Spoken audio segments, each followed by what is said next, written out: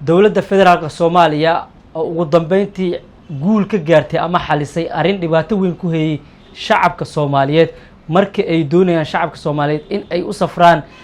dal ka mid ah dalalka loogu tago arrimaha caafimaadka ay dadka Soomaaliyeed inta badan u aadaan. haddaba waa maxay arrinta ay dowladda maanta ay xalisay waana wadanka ay dadka Soomaaliyeed ay dhibaato ay ku qabeen in ay helaan fiisihiisa markii ay doonayaan in ay dalkaasi ay gaaraan arrimo caafimaad iyo sidoo kale arrimo waxbarasho haddii ay tahay. soo dhawow daawade arrintaas ayaan jeclahay inaan kula wadaago haddii ay tahay markii ugu horeysay muuqaalka ku soo gaaro like saar siina share garay si saaxiibada kale u gaaro. dadka Soomaaliyeed maanta kadib waxa ay ka maarmi doonaan in ay dal kale u aadaan si ay u helaan fiisaha dalku galka ah ee wadanka Hindiya oo muddooyinkii ama dhowrkii sanadood ee la soo dhaafay ay dhibaato weyn ay ku qabeen helitaanka fiisaha dalku galka ee wadanka Hindiya. dadka Soomaaliyeed ayaa ahaa kuwa safar u galayay si ay u helaan fiisaha dalku galka ee wadanka Hindiya maadaama magaalada Muqdisho ay safaarad ku lahayn dalka Hindiya. taas ayaana sababtay in dalalka deriska nala sida Kenya iyo Ethiopia ay dadka Soomaaliyeed ay u gaari jireen si ay u helaan fiisaha dalku galka ah ee wadanka Hindiya marka ay rabaan in ay arrimo caafimaad iyo arrimo kale ay u tagaan dalkaasi. balse maxaa dhici jiray dadka Soomaaliyeed ayaa arrintaasi dhibaato weyn kala kulmi jiray haddii aan haleed inay helaan fiisahaasi oo muddo badan ama waqti dheer ay ku qaadan jirtay.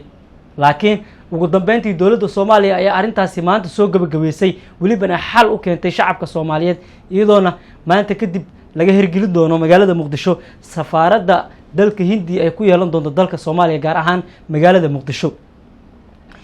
magaalada Muqdisho ee caasimadda dalka Soomaaliya waxaa soo gaaray wafdi ka socda safaaradda dalka Hindiya ee u jooga dalka Kenya. wafdigan ayaa dalka u yimid sahminta qaabka ugu fudud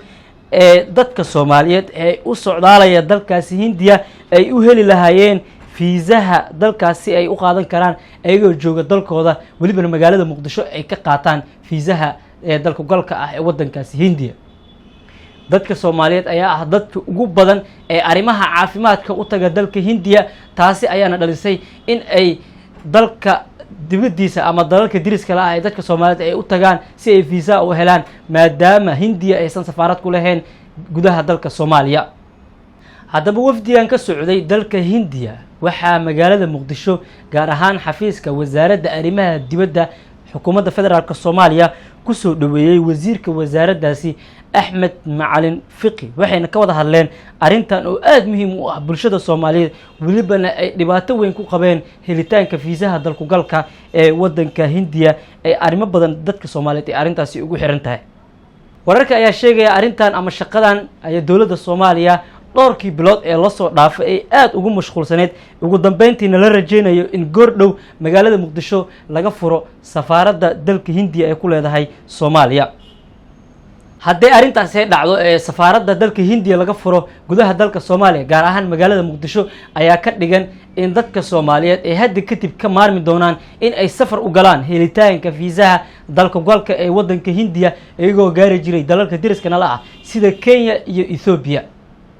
haddaba sidee u aragtaa haddii aad ka mid tahay dadka Soomaaliyeed ee caafimaadka u aadi jiray dalka Hindiya welibana hadda u baahan in ay gaaraan wadankaasi Hindiya dhibaatana ku qabay fiisaha ee dalkaasi inay helaan oo hore ay u tagi jireen dalalka deriska nala ah ee Kenya iyo Ethiopia in lagu soo wareejiyo ama laga furo safaaraddii ugu horeysay ee dalka Hindiya ay ku leedahay gudaha dalka Soomaaliya gaar ahaan magaalada Muqdisho. wixii ra'yi ah nagu reeb qaybta hore ee faalada ee comments-ka haddii ay tahay markii ugu horeysay muuqaalka ku soo gaara like saar siina share garay si saaxiibada ku gaaro.